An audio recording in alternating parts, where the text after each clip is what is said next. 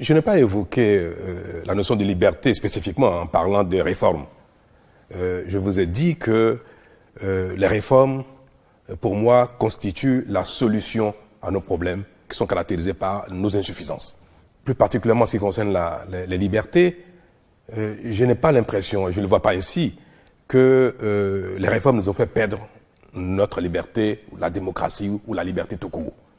Ce choix que nous avons opéré il y a 30 ans, à la satisfaction de tous les Béninois de la nation entière, sont à préserver. Et d'ailleurs, notre pays reste un pays de démocratie moderne. Les libertés ne sont pas compromises. Certaines peut-être.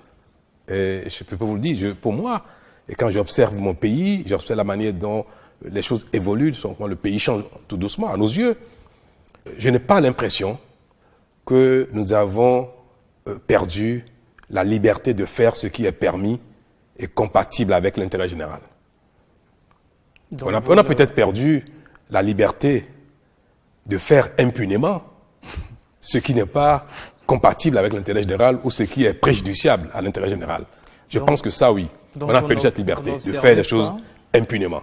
Donc vous n'observez pas ce sentiment de peur au niveau de vos compatriotes?